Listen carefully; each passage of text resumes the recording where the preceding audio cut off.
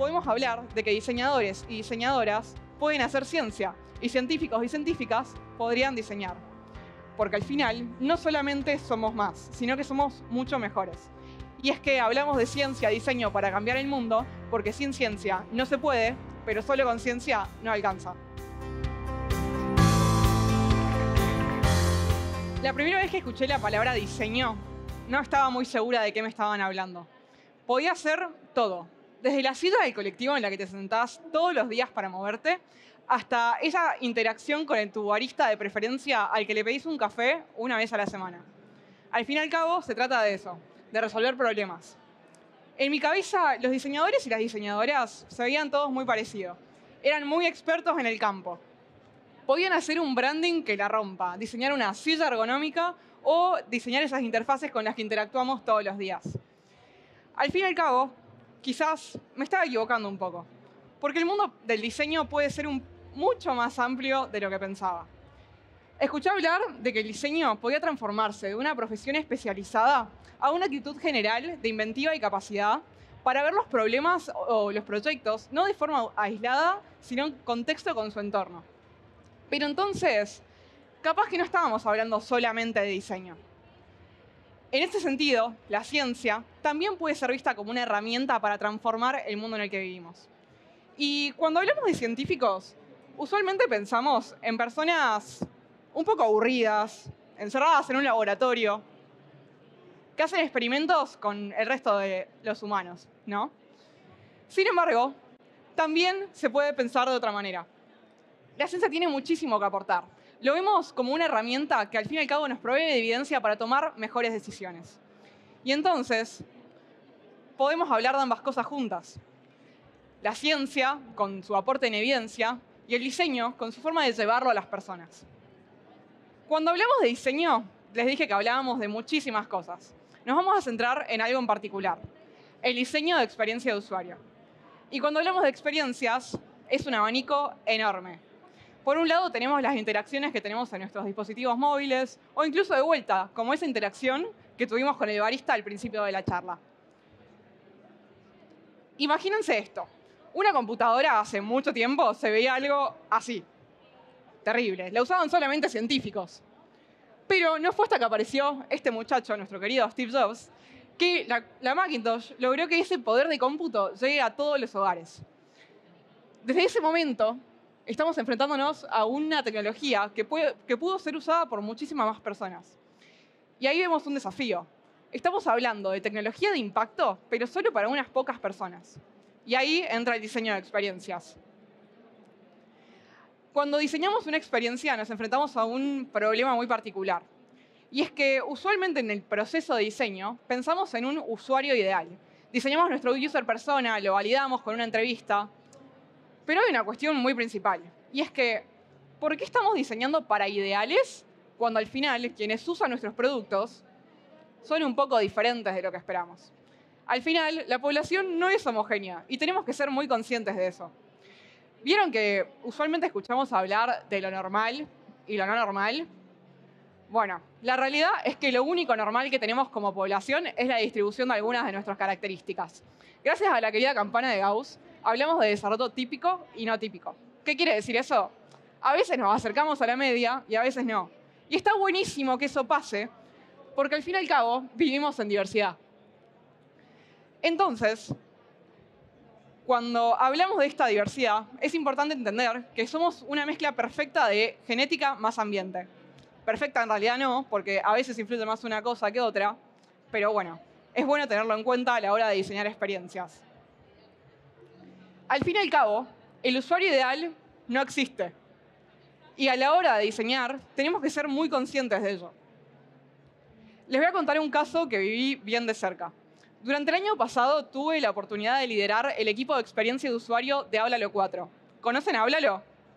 Sí, ¿no? Es una aplicación que ayuda a personas con discapacidades comunicacionales a comunicarse mejor.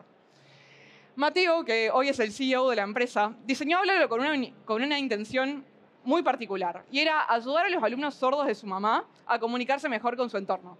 Pero de repente el proyecto escaló un montón. Y hoy en día la usan un montón de personas. no solamente personas sordas, sino también quienes pertenecen al espectro autista e incluso quienes padecen de ELA. Pero entonces, nosotros como equipo de diseño nos enfrentábamos a algo muy particular. Y es que de repente, nuestro usuario ideal ya no era el usuario real. Y teníamos un nuevo abanico enorme al cual enfrentarnos. Es entonces que hablamos de que el diseño es complejidad viva. Nos enfrentamos a muchísimos factores y los equipos tenemos que ser conscientes de ello. Y es entonces donde hablamos de ciencia para solucionar esto. Igual, antes de meternos en eso, como hablamos antes del usuario ideal, en ciencia también pasa y se le llama población weird. Una cuestión muy particular es que la mayoría de los estudios en relación al comportamiento humano ocurren más que nada en el norte de nuestro mundo. Y en general, todos los participantes de los experimentos pertenecen a este rango de la población. Hablamos de gente con un nivel cultural y socioeconómico muy similar. Entre Europa y América del Norte es todo bastante similar. Pero entonces, ¿cómo queremos generalizar esos resultados al resto de la población? ¿No les parece curioso también que todos los productos digitales que usamos usualmente en nuestro día a día también fueron diseñados por gente del norte del mundo?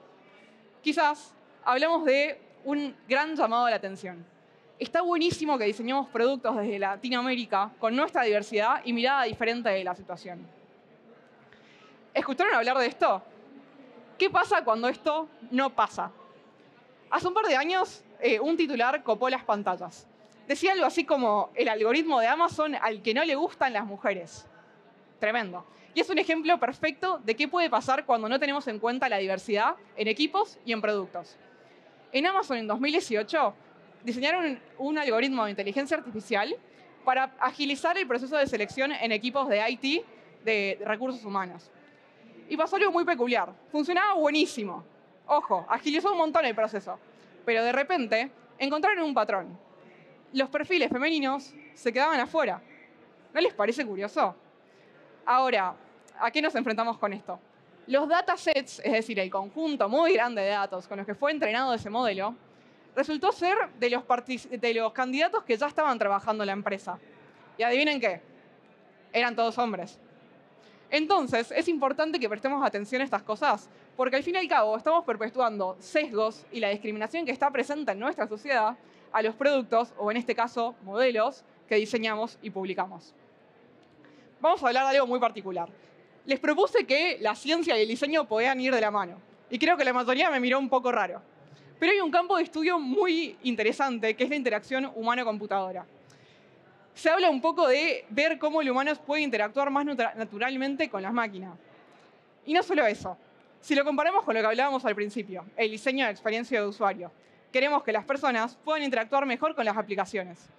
Y entonces, quizás, podemos aplicar los conocimientos que tenemos en comportamiento humano, neurociencia y justamente en la interacción humano-computadora para aplicarlo a nuestros procesos de diseño. Y lo mejor de todo es que hay herramientas para todo gusto y paladar.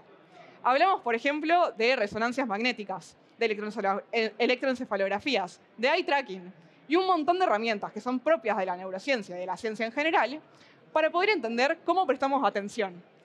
Podemos entender cómo, por ejemplo, navegamos en una interfaz y vamos mirando en distintos puntos de calor.